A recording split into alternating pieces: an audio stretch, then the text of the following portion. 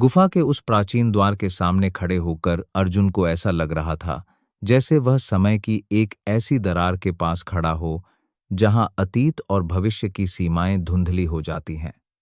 अग्निगुफा का वह विशाल द्वार काले पत्थरों से बना था, जिन पर अग्निवंश के प्रतीक और अनजानी लिपियों में कुछ मंत्र खुदे थे।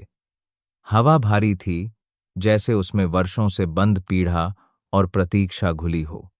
भीतर से आती हर सिंगार की जली हुई गंध उसके फेफड़ों में घुलती चली जा रही थी।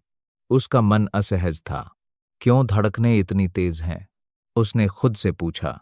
मैं तो अब युद्ध कर चुका हूं, फिर यह डर किस बात का है? पर यह भय किसी बाहरी चीज का नहीं था, यह भीतर की परछाइयों का था। उस सत्य का जिसे स्वीकारना ही अग्निपथ की पहली शर्त थी। वह गुफा के भीतर कदम रखता है। दीवारों पर टिमटिमाती अग्निज्वालाएं मानो उसकी उपस्थिति को पहचान रही थीं। कुछ पल को समय थम सा गया। हवा और भी भारी हो गई थी। सांस लेना एक प्रयास जैसा लग रहा था। हर कदम पर उसे ऐसा लग रहा था जैसे जमीन उसकी आत्मा के नीचे से खिसक रही हो। यहाँ सब कुछ नश्वर और अमर के बीच की सीमा रेखा पर था। गहराई में उतरते हुए एक बारीक सी ध्वनि उसके कानों में गूंजने लगी। न कोई संगीत, न कोई मंत्र, बल्कि एक धड़कन। यह धड़कन बाहर की नहीं, भीतर की थी। क्या यह मेरी आत्मा की धड़कन है या इस गुफा की? जैसे ही वह अग्निवेदी के पास पहुंचा, एक गहन ऊर्जा उसके चारों ओर फैल गई। सामने एक चक्र था, भयानक, तेजस्वी, जीवित अग्निचक्र। वह शांत नहीं था। उसमें लपटें उठ रही थीं, जिनका रंग नारंगी नहीं बल्कि नीला और काला था। एक असामान्य मिश्रण, मानो प्रकाश और अंधकार दोनों एक दूसरे को निगल रहे हों। वहीं खड़ा होकर अर्जुन की आत्मा एक अलग चेतना में प्रवेश कर रही थी। मैं कौन हूं? इस प्रश्न की गूंज अब भीतर से नहीं, बाहर से आ रही थी। और तभी अग्निचक्र से एक आकृति प्रकट हुई, रक्तज्वाल। वह कोई साधारण दैत्य नहीं था। उसकी देह अग्नि से बनी हुई थी, पर वह अग्नि जला नहीं रही थी, वह भस्म कर रही थी। उसके मुख में आंखें नहीं थीं, पर चेतना थी, प्रचंड, तीव्र और प्राचीन। तेरे रक्त में अग्नि है, पर क्या उसमें तप है? वह गरजा। गुफा की दीवारें कांप गईं। अग्निचक्र ने अपनी लपटें फैलानी शुरू कर दीं। अर्जुन ने ध्यान केंद्रित किया। उसकी हथेलियों में बाबा अघोरथ द्वारा दी गई अग्निचिंगारी जल उठी। उसने आंखें बंद कीं और मंत्रोच्चारण किया। भस्मताप, ज्वाला, रश्मि, तेजस, और एक साथ 5 चक्र उसकी देह के चारों ओर घूमने लगे। रक्तज्वाल चिल्लाया, तू मुझे हराना चाहता है? मैंने तेरा वंश भस्म कर दिया था। तू क्या चीज है? लेकिन अर्जुन शांत था। उसकी आंखों के भीतर अब भय नहीं था, बस स्वीकृति थी। तू अगर मेरा भय है, तो मैं तेरा सामना ही मुक्ति मानूंगा। रक्तज्वाल की ज्वाला उस पर टूट पड़ी। लपटें उसकी त्वचा से टकराईं, उसके वस्त्र भस्म हो गए, मांस जलने लगा। लेकिन वह चिल्लाया नहीं, वह ध्यानस्थ रहा। हर क्षण जैसे एक जन्म बन गया था। अचानक उसे एक दृष्टि आई। वह एक विशाल यज्ञशाला में था। उसके चारों ओर अग्निवंश के पूर्वज खड़े थे। उनके शरीर जलते हुए थे, लेकिन चेहरों पर भय नहीं था। वे मंत्रों का उच्चारण कर रहे थे। उनके मध्य एक बालक खड़ा था, नन्हा अर्जुन।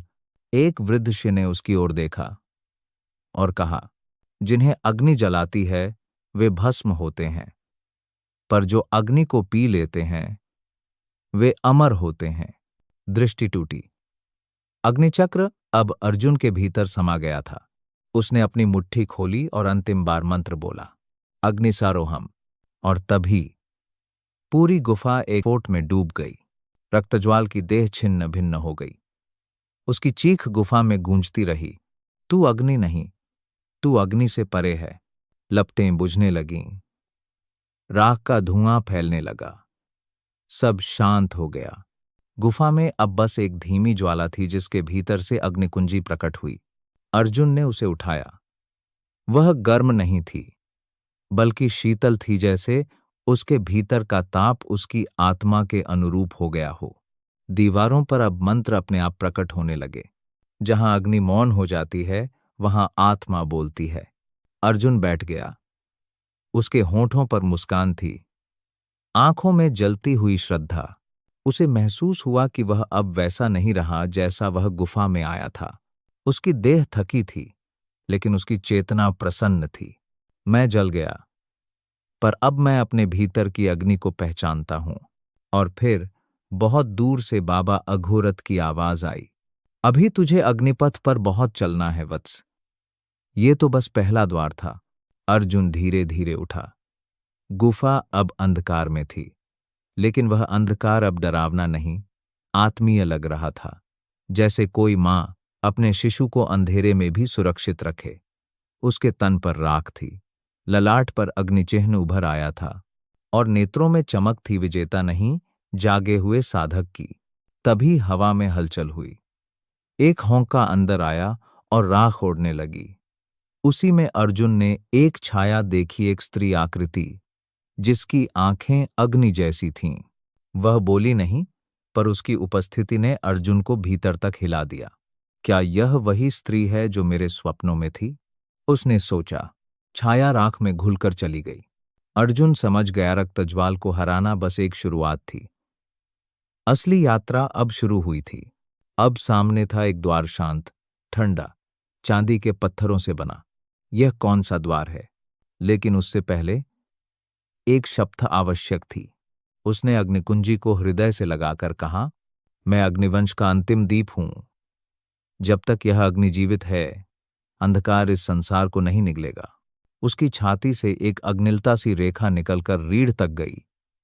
वह उसकी कुंडलिनी थी, जो अब जाग चुकी थी।